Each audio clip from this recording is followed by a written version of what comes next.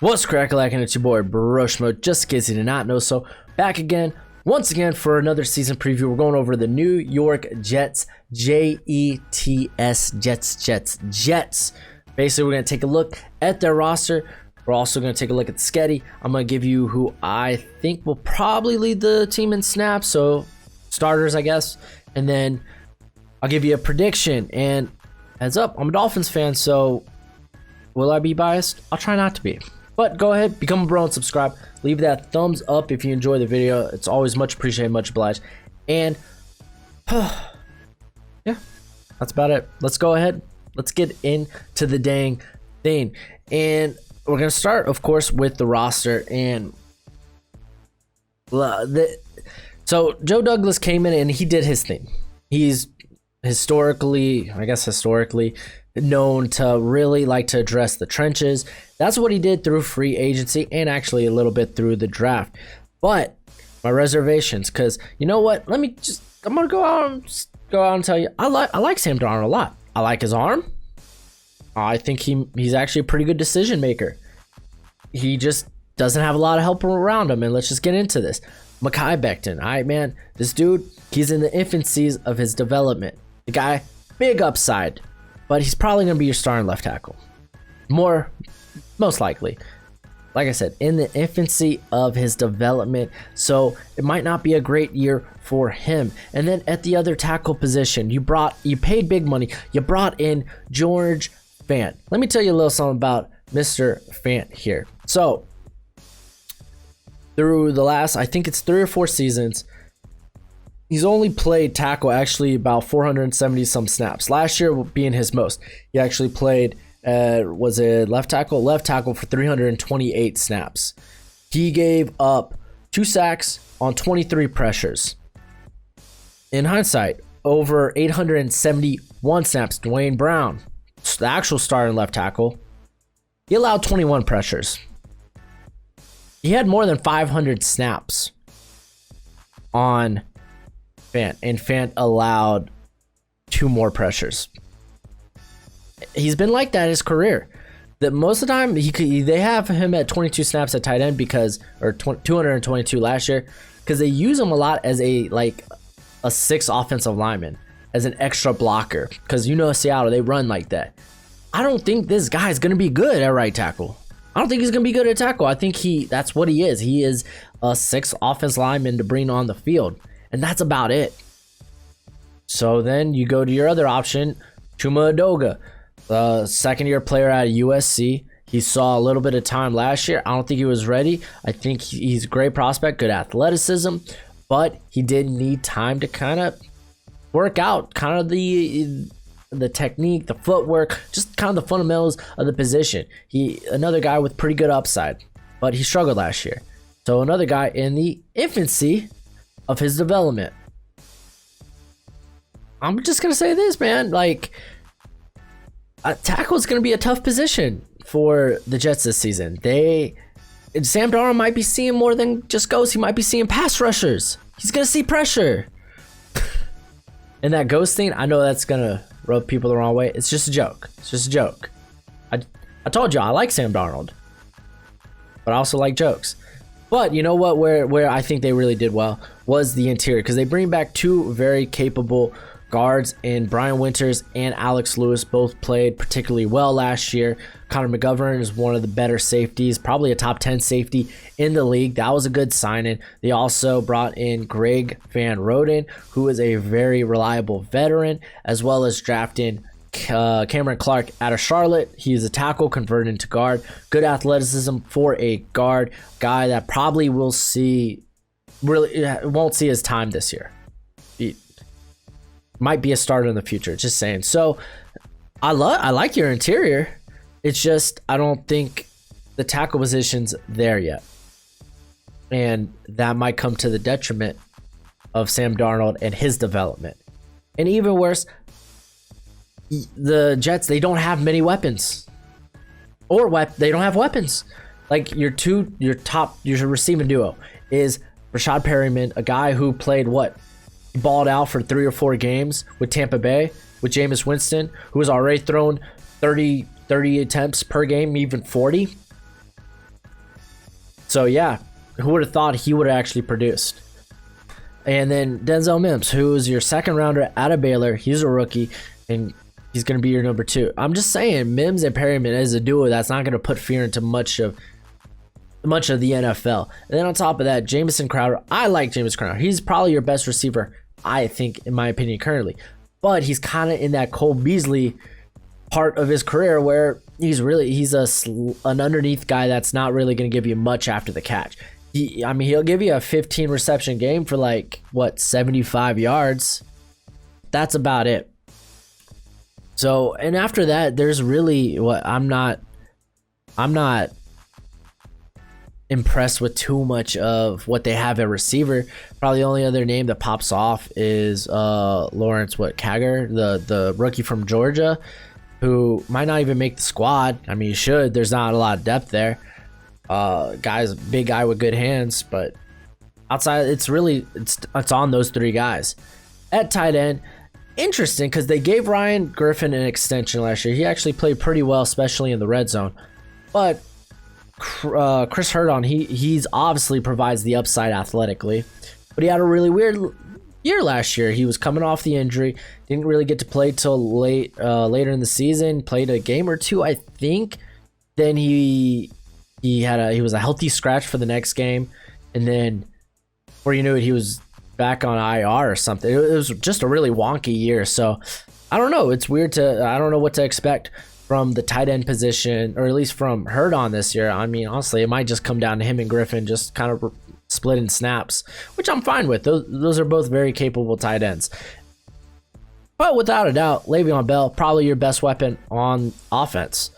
I don't think he's going to see too much of a hit in his 7,000 snaps that he sees every year. Frank Gore comes in, but Le'Veon Bell fills any role that you need him to do as a pass catcher or as a run blocker or just running the football. There's really no one that should have to come in for him outside of him just needing a break. That's about it. So, might also be your best receiver. Just saying. So the offense, there's parts of it I like, but it definitely leaves me hesitant to it's the thing I'm the most unsure about.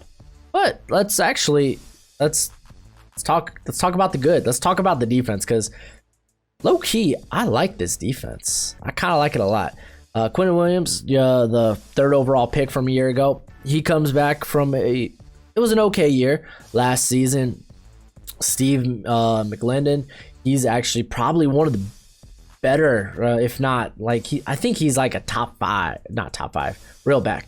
He's like a top 10 true nose tackle in this league, but he doesn't see a ton of snaps, which is about right for, he's an elite run defender. So he's probably sees anywhere between 400 to 500 snaps a season.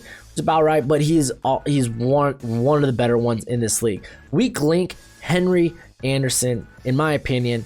I think there's actually 2 guys I'd rather see in this role, or see on this line, in Kyle Phillips, and actually in this name that I'm gonna butcher the heckles out of. See, I'm already mumbling over my words because I'm afraid to try to pronounce his name. It's Foloronzo Fadakasi.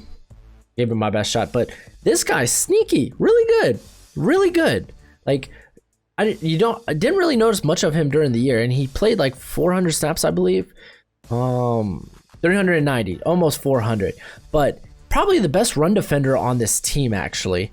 He didn't rush the passer much this year, but when he did, he was actually pretty darn successful. But that's not his thing. He's one of the premier run defenders, and I want to see a lot more of him. He was better than Henry Anderson in terms of a run defender. He had, let's see, how many stops? He had more stops in the run game than Henry Anderson. So I don't know. I think an interesting name here is Jabari Zuniga, but they're probably going to play him as a stand-up edge rusher, because at the Senior Bowl, that's what they were kind of playing around with, having him stand up and rush the passer. So I don't think he'll be on the line. But honestly, I would love to see more of Fadakasi. So we'll see. I think Henry Anderson, just because he's kind of or at least he feels like the vet here. He's been here a while. Moving on to the edge position. The edge position is probably, I guess, the shallowest position for this team. You have Jordan Jenkins and probably Terrell Basham, who, if you didn't know, he actually saw more snaps than Jenkins, and it was probably due to injury, really, last season. But Basham actually played a lot better. He played 18 more snaps, but he had more pressure. He had 7 more pressures, 39 to Jenkins 32. But this is what really separated him, was Basham had 34 hurries compared to the 18 Jenkins had. Jenkins had 8 sacks, keep in mind, to Basham's 2. So you wouldn't be able to tell who was the better pass rusher if you just look at sacks. Jenkins' sacks this past season, a lot of them were just cleanup. He wasn't creating the pressure. He wasn't putting ants in the pants of the quarterback, if that's saying. It was everyone else. He just happened to get there late and reap the rewards of, oh look, the quarterback basically fell at my feet. Thanks, guys. That's kind of sums up Jordan Jenkins' career. But yeah, I hope Terrell Basham sees more time. I think he was way more efficient. Interesting name here, because I don't think there's many names to talk about as far as edge rushers. If you want to talk about Jabari Zuniga, you can. He's a guy that actually is much better at on his inside moves. He has trouble bending around the edge, which is weird for a guy with high physical upside tools. But Bryce Huff, a rookie out of Buffalo, this guy, he was pretty special there at Buffalo, and unfairly people try to compare him to Khalil Mack. By no means, he is not the athlete, nor does he have the size of Khalil Mack, but he was pretty good in his own right. So a guy that might not even make squad, might be a practice squad guy. Just interesting name that I think, just keep in your head, you know what I'm saying? And then we got your linebackers. You got CJ Mosley. You're paying him all that money. Of course he's going to start. He's pretty good. He's a pretty solid run defender, and he doesn't get burnt in coverage. Like, athletically, yeah, he's not kind of what you want in your coverage linebacker, but he's a smart player. He doesn't overextend himself. The name, though, Avery Williamson, a guy that didn't play any snap last year. He was hurt. Guy that definitely will be the linebacker for the first or second downs. And then I think we'll actually see Blake Cashman, who's more of a coverage linebacker, very good athletically. So probably see Williamson come off the field in sub packages, and then it'll be Cashman that comes on. And Cashman actually played pretty darn well last year.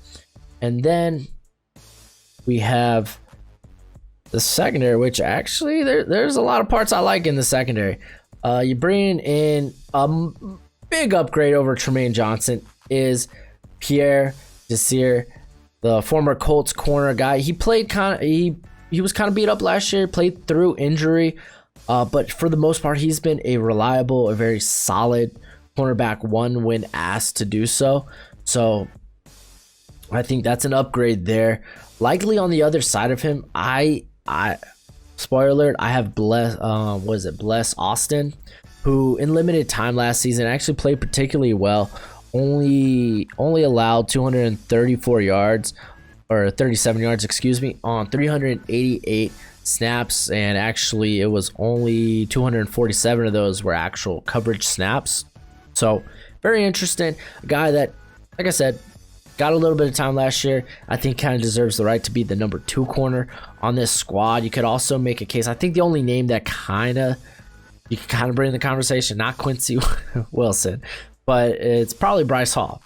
Bryce Hall was my fourth or fifth cornerback in the draft, but athletically, he's not everything you want him to be. He's kind of slow with his hips, kind of stiff in the hips, but he just covers well. He was kind of a not a ball hog, but he was always around the football, he never really got toasted in college. He suffered the ankle injury at the middle of the season last year, so a bit of that hurt his draft stock, and I think the Jets made out with a pretty darn good steal there. So maybe a guy we see a little bit of this year. And then the nickel position, you brought back Brian Poole on just a 1-year deal, I believe. Let me confirm. It is in fact a 1-year deal. He played pretty darn good in the slot, 244 yards allowed, which is pretty darn good. He played 750 snaps. So gonna see if he can repeat that. It's not just a 1-year wonder, but some interesting names that both these guys are slot only in the NFL, with Guidry out of Utah, a guy who ran a 4.27 in the 40, very fast, but he was actually a pretty darn good against the run. He played a lot of the slot there at Utah. And then Shaheem Carter, he played a bit of the star role there at Alabama, so he was playing a little bit wherever they needed him. He played a lot in the slot, but he also played single high, so maybe a guy that they think they could utilize a little bit. And then at safety, Jamal Adams, your best pass rusher on your team. You know it's true, don't at me. He had 25 pressures, and that was only on 101 pass rushing snaps. Yeah, he almost matched Jordan Jenkins. You might as well just play Jamal Adams at edge. But no, he's pretty darn good in coverage. He only allowed 150 yards. So obviously he is the star player. He is one of the best safeties in all of football. Marcus May, don't sleep on him. He only allowed 244 yards last year. He's just not a turnover machine. He only had 1 turnover forced last year. Interesting name, maybe Ashton Davis, a guy that I was really high on at safety last year. He's a track star coming out of Cal, but on the field, this guy, extremely rangy. He's very good at just shut-in windows. A guy that could easily, even if he's caught out of position, he has enough speed to totally put himself back into position, if you know what I'm saying. So I'll be interested to see how they use him, if they use him this year, because I mean, Jamal Adams, I just talked about how Alabama used Shaheem Carter in that star role. That's kind of like what Jamal Adams does. He's just kind of the joker out there. He's the jack of all trades. So we might see a lot more of Ashton Davis than I anticipate. So let's go ahead. Let's take a look at the schedule. Because like I said, I'm very high on this defense. It's the offense that kind of just leaves me like, So obviously you got the AFC East. Buffalo, people are already crowning them. I mean, they do look like the best team there because we don't know what we're getting to Jarrett Stidham. We don't know too much about him. There are a lot of people are optimistic about him. Some people are like, not all that great. So we don't know what the Patriots really will be. And then you got the Miami Dolphins, who kind of, now they have their franchise quarterback. They're in that first year of having their franchise quarterback. So unfortunately for you, for the Jets, by the time they face the Dolphins, you got to face them week 10, then you got your bye, and then you got to face them week 12. So shoot, by week 10, Tua might be the starter. You might be facing Tua twice a year. Well, you will be in the future, but you might be facing him twice this season. So I think that's kind of interesting. I don't know, maybe that's not a good thing for the Dolphins, but we'll see. Looking at the rest of their schedule, NFC West, that sucks. Now you're facing the San Francisco 49ers, who they're the NFC champs. You're facing a much better Arizona team. The Rams, which don't sleep on them, they still got a lot of talent, and the Seattle Seahawks, who Russell Wilson is just very good. And the Seahawks seem to be good every year.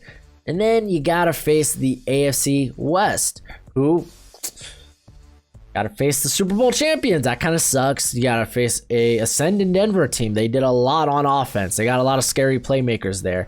Can't sleep on the Chargers. Tyrod Taylor is a very capable starter, and there's a lot of talent on that team, as well as I almost said Oakland, Las Vegas Raiders, which, who knows?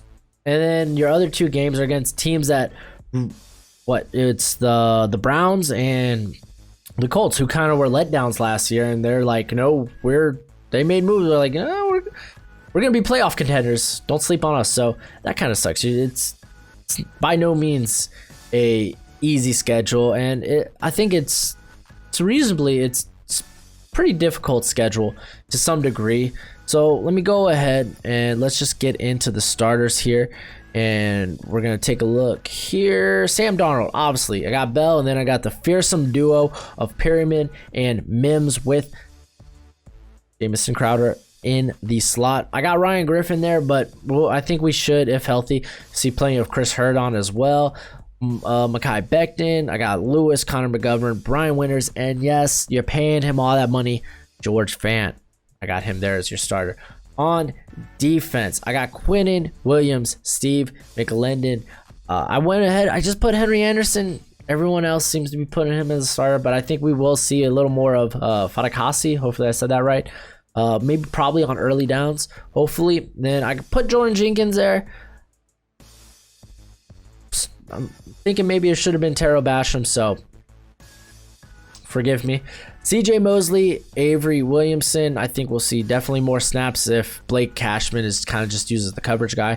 And then Pierre Desir, Bless Austin, who I think deserves the cornerback 2 role until otherwise. And then Brian Poole, Jamal Adams, Marcus May, maybe with a little bit of Austin Davis here and there. I don't know. We'll find out. But let me go ahead, give you the prediction. Like I said, it's a reasonably tough schedule, but I don't have y'all last in the division, if that makes you feel better.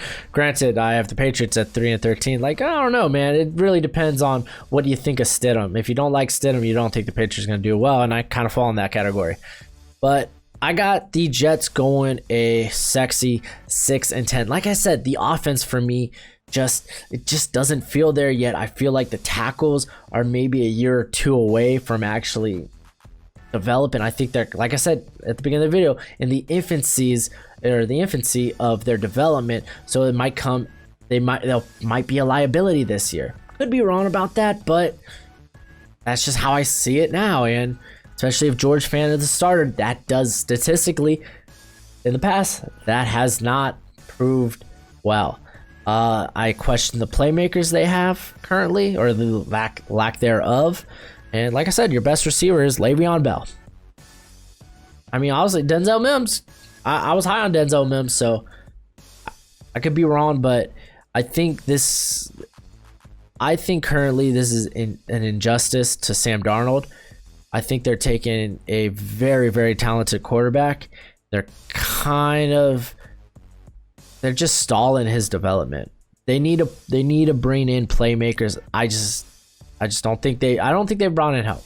But that's just my take on it, and that's it for the video. Go ahead and do the YouTube thing. It's always much appreciated, much obliged. Let me know what you think in the comment section below. And until next time, you be easy, my friends. Later.